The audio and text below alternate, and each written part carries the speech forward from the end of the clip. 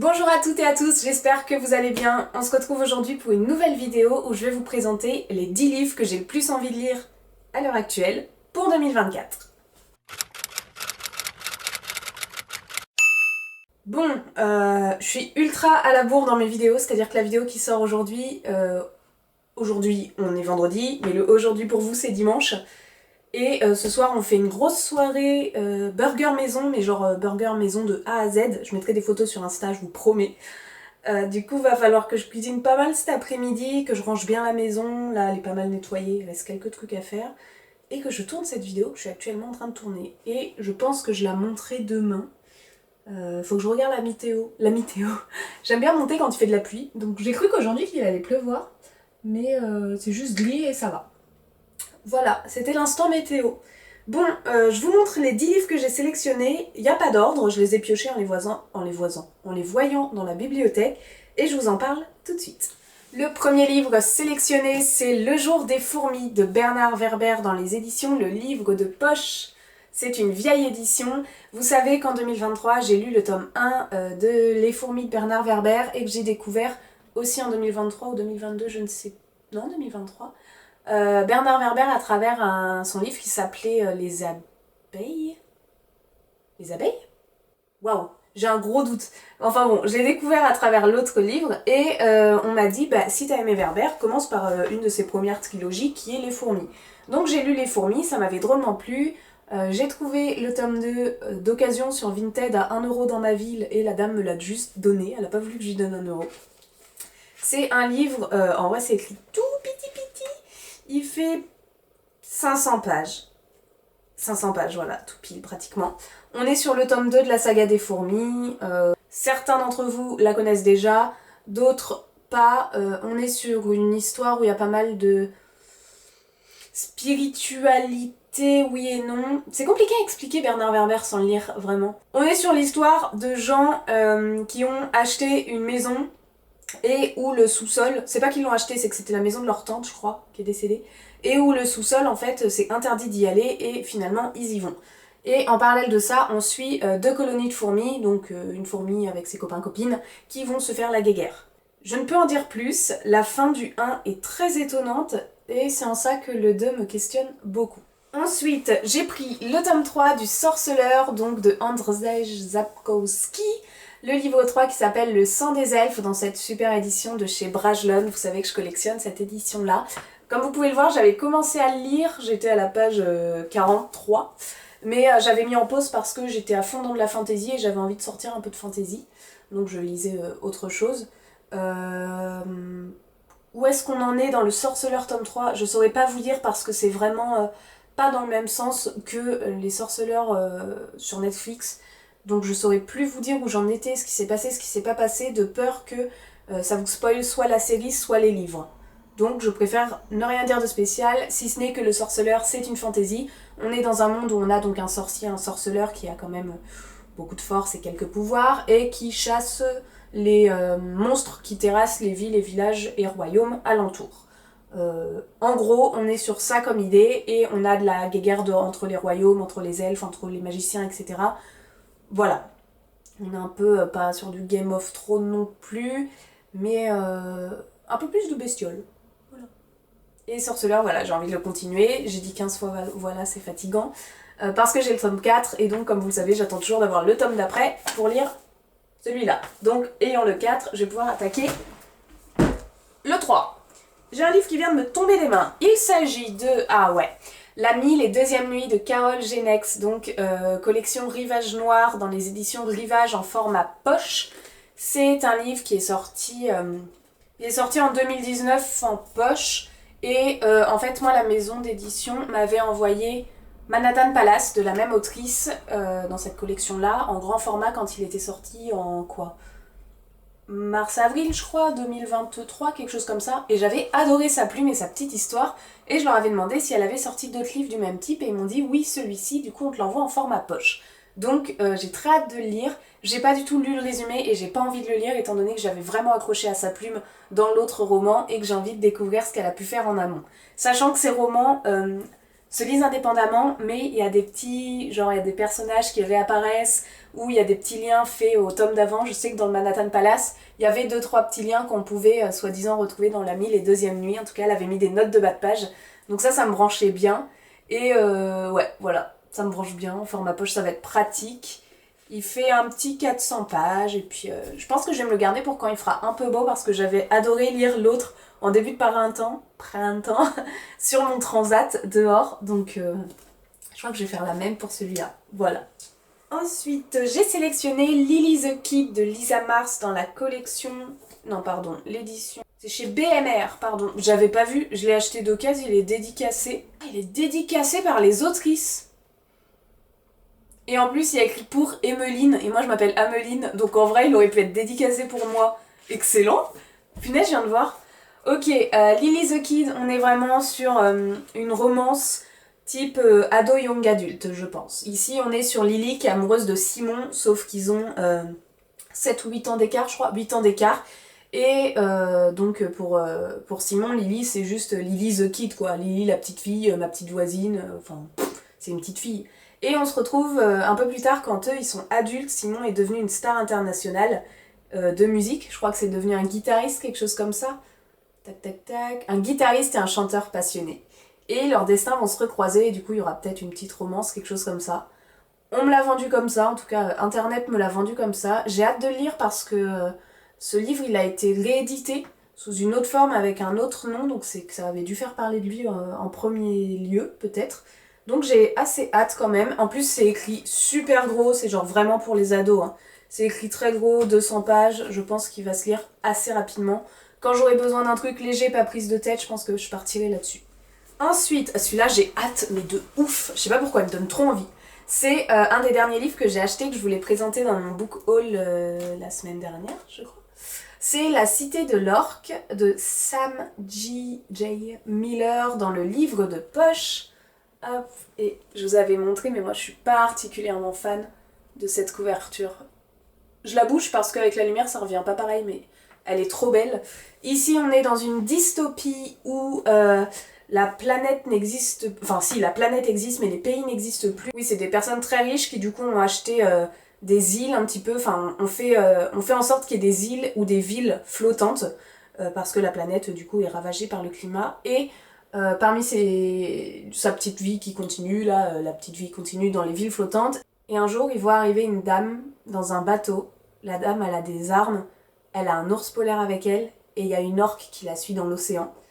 Et en fait, tout le monde se demande, mais qu'est-ce qui va se passer? Qu'est-ce qu'elle fait là? C'est qui cette dame? Elle sort d'où? On l'a jamais vue.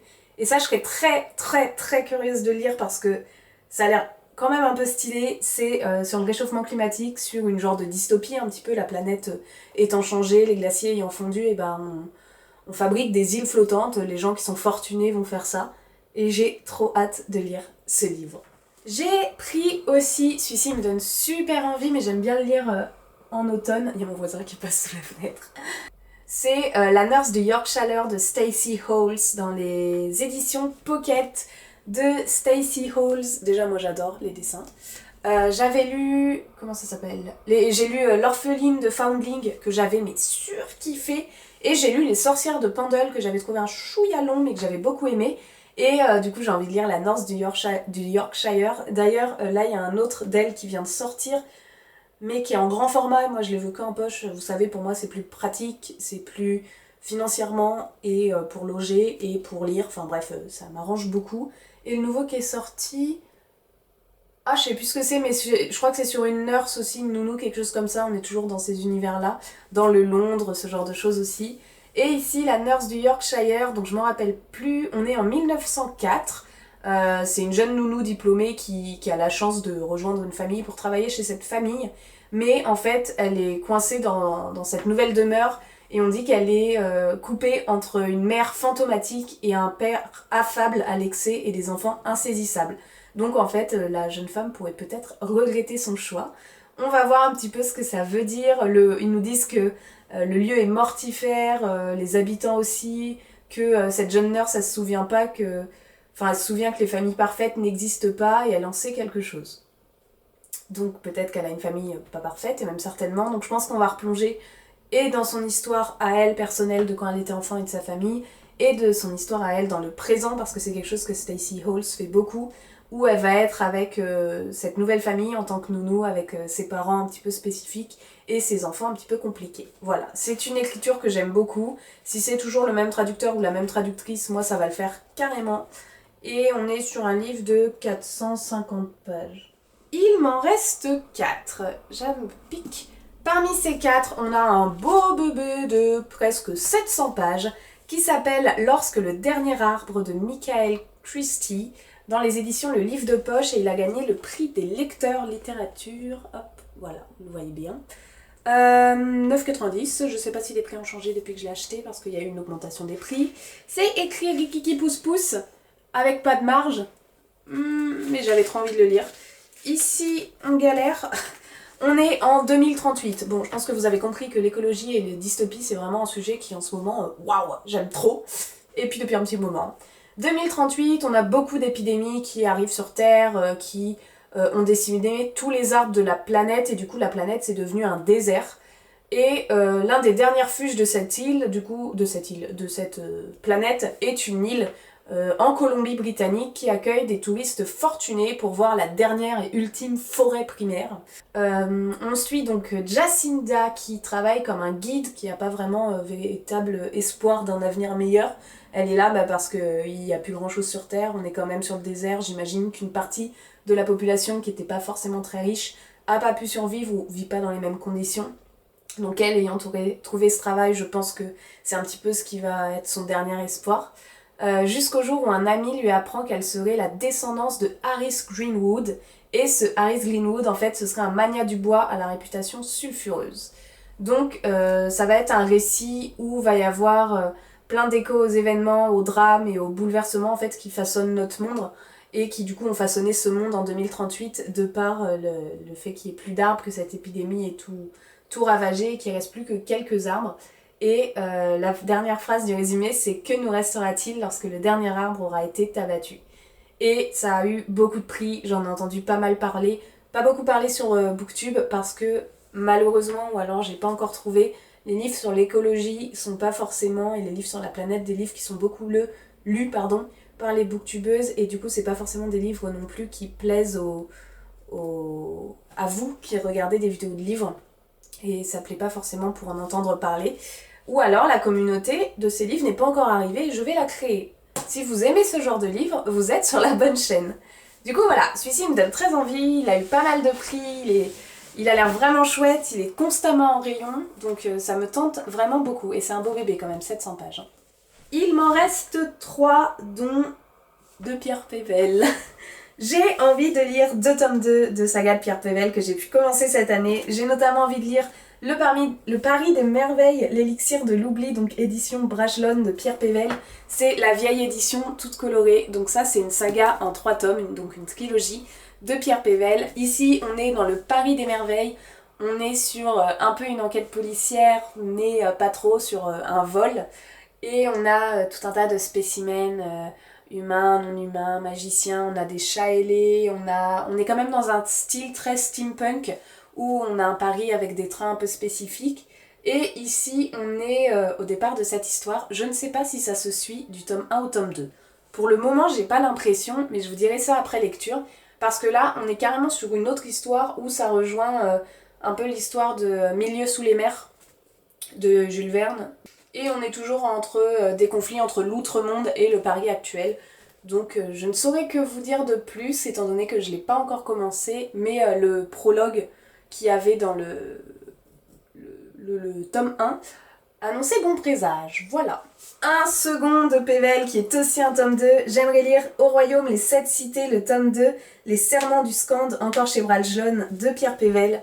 Ici, on est aussi sur l'histoire d'un vol dans un monde peuplé d'hommes serpents, de chevaliers, d'orques et de tout un tas de drôles de bestioles. Ici, on suit une petite équipe de voleurs qui part au vol d'un certain diamant et plusieurs royaumes, donc royaumes de différentes races qui vont se battre pour ce fameux diamant. Mais j'ai bien aimé, ça se lit vite, c'est très large déjà, à peine 300 pages. C'est très aventure, bagarre et pas forcément poussé comme d'autres univers. C'est-à-dire que Pével par exemple, enfin je trouve que dans le Paris des Merveilles, l'univers est très pointilleux, très poussé. Je trouve que dans Au Royaume, les 7 cités, il est un peu moins, un peu plus survolé. Je ne sais pas si avant j'aurais dû lire les Au Royaume tout court. J'ai le 1 et le 2, il y en a 5. Mais je sais pas, j'ai commencé à lire Au Royaume, les 7 cités, et je lirai le Au Royaume après. C'est pas très grave. Étant donné que les 7 cités, ils sont déjà tous sortis, si je me trompe pas. Et le Au Royaume normal, pas encore. C'est-à-dire que le 5 est sorti l'année dernière. Donc je me suis dit que peut-être je pouvais commencer par lui. Voilà. Et dernier livre, il s'agit de Four Dead Queens de Astrid Schultz dans les éditions Casterman. C'est un livre qui est assez ancien, qui a beaucoup fait parler de lui sur Booktube, que les booktubeuses ont beaucoup lu, beaucoup partagé. J'arrive après la guerre, comme d'habitude. C'est que je l'ai trouvé moi chez le Bibliovore pour 3€, du coup j'ai saisi cette occasion. Et je le vois encore en librairie actuellement. Je suis passée chez Gibert il y a une semaine et je l'ai encore vu. Donc je me dis que c'est un livre qui continue de marcher.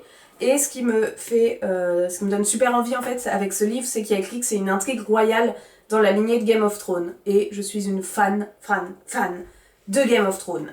Ici, on est sur un gros livre, mais c'est écrit large, 600 pages quand même. On est sur une voleuse qui vole ce qu'elle n'aurait jamais dû voler. Beaucoup de folles mots volent. Il y a 4 reines mortes, 3 jours pour déjouer le complot, 2 amours secrets et une fin que vous ne devinerez jamais. Et rien que ça, en fait, ça me branche bien. Donc, j'ai hâte aussi de lire celui-là. Je suis actuellement en train de lire Walden, je l'ai presque terminé, de David Henry Thoreau. Et je sais pas ce que j'ai envie de lire ensuite. Je commencerai bien Lily the Kid, comme il est tout petit, tout pas large et tout ça. À voir. La vidéo est terminée, n'hésitez pas à mettre un j'aime, à me dire en commentaire s'il y a des livres que vous avez lus, si vous me conseillez d'en lire ou si vous avez d'autres recommandations pour moi. Je lis tous vos commentaires et j'y réponds. N'hésitez pas aussi à vous abonner, ça permet de soutenir mon travail et de me permettre de continuer à vous produire des vidéos. Sur ce, je vous souhaite une belle soirée, joyeux Noël, bonne nuit, joyeuse Pâques et à très bientôt pour une prochaine vidéo. Ciao!